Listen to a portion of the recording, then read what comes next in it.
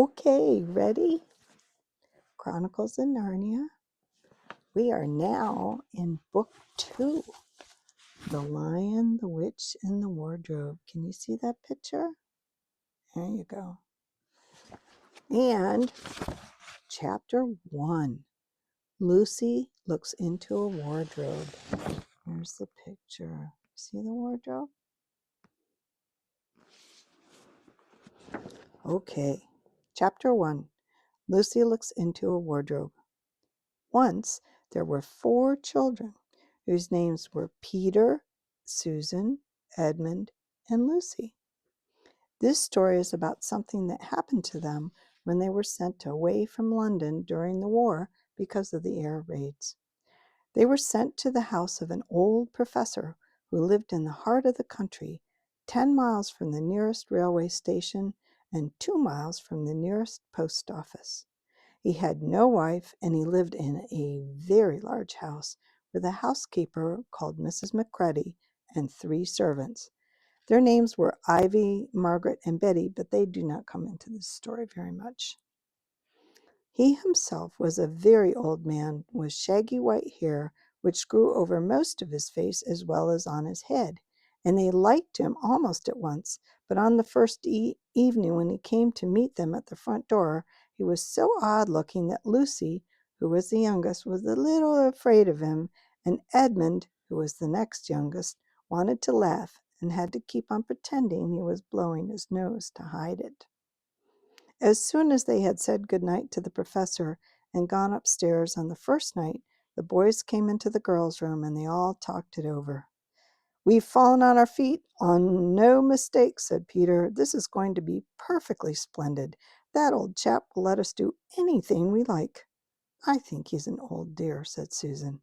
"Oh, come off it," said Edmund, who was tired and pretending not to be tired, which always made him bad-tempered. "Don't go on talking like that." "Like what?" said Susan. "And anyway, it's time you were in bed." "Trying to talk like mother," said Edmund. "And who are you to say when I'm to go to bed? Go to bed yourself." "Hadn't we all better go to bed?" said Lucy. "There's bound to be a row if we're heard talking here." "No, there won't," said Peter. "I tell you, this is the sort of house where no one's going to mind what we do. Anyway, they won't hear us. It's about 10 minutes' walk from here down to the dining room, and any amount of stairs and passages in between." "What's that noise?" said Lucy suddenly.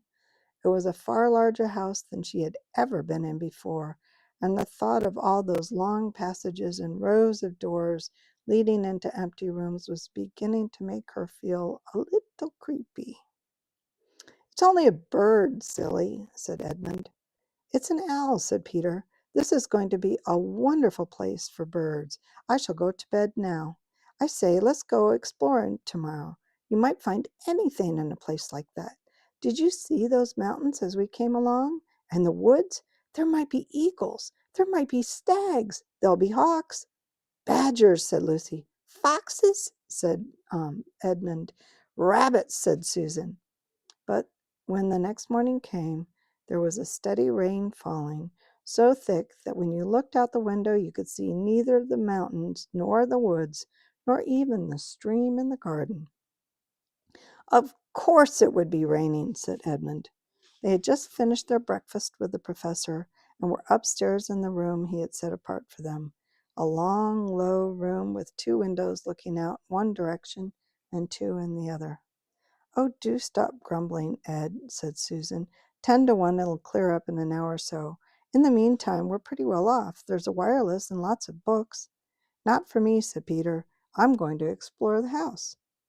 Everyone agreed to this, and that was how the adventures began.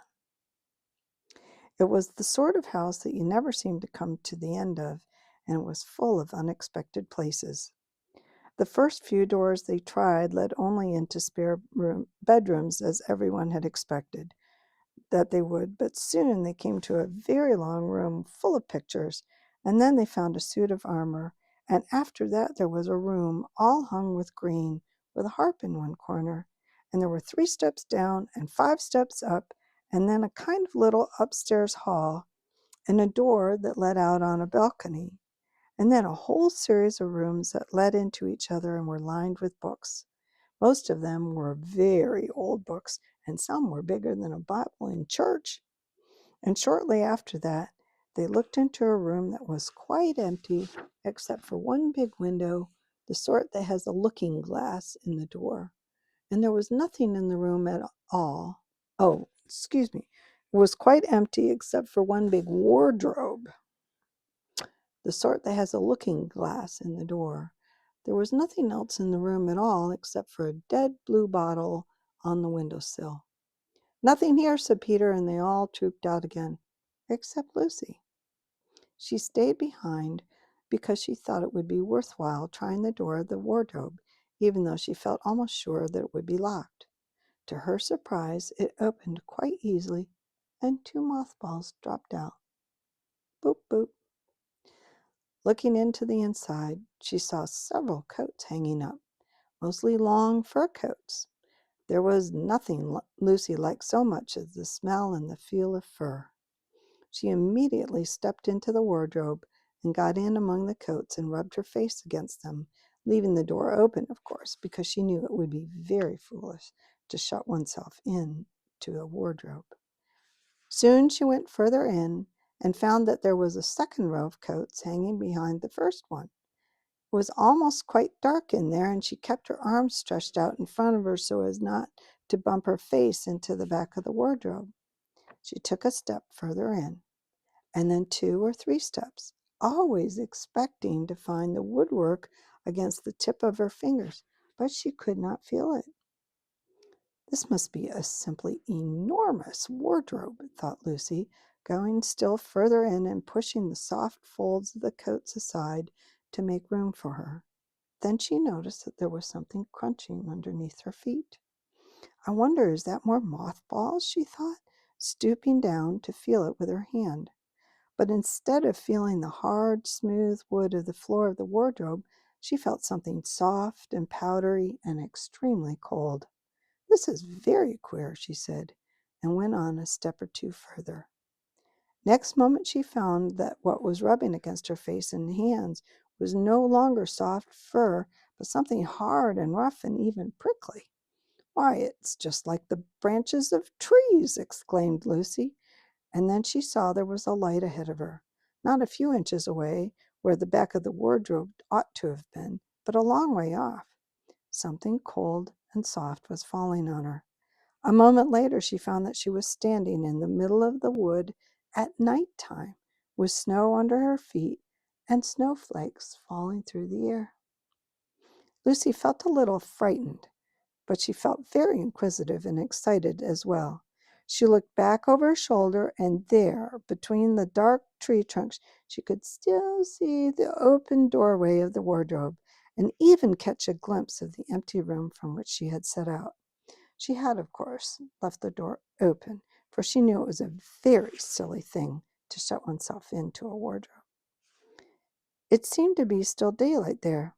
"I can always get back if anything goes wrong," thought Lucy. She began to walk forward, crunch, crunch, over the snow, and through the wood toward the other light. In about 10 minutes she reached it and found it was a lamp post. As she stood looking at it and wondering why there was a lamp post in the middle of the wood and wondering what to do next, she heard a pitter-patter of feet coming towards her. And soon after that, a very strange person stepped out from among the trees into the light of the lamp post. He was a little taller than Lucy herself, and he carried over his head an umbrella white with snow. From the waist upwards he was like a man, but his legs were shaped like a goat's. The hair on them was glossy black, and instead of feet he had goat hooves. He also had a tail, but Lucy did not notice this at first, because it was neatly caught up over his arm that held the umbrella so as to keep it from trailing in the snow. He had a red woolen muffler around his neck, and his skin was rather reddish too. He had a strange but pleasant little face, with a short pointed beard and curly hair, and out of the hair there stuck 2 horns, one on each side of his forehead. One of his hands, as I have said, held the umbrella up, and the other arm he carried brown paper parcels. What with the parcels and the snow, it looked just as if he had been doing his Christmas shopping. He was a fawn. And when he saw Lucy, he gave such a start of surprise that he dropped all his parcels. "Goodness gracious me!" exclaimed the fawn. Until next time, Chapter 2, What Lucy Found There. Until then.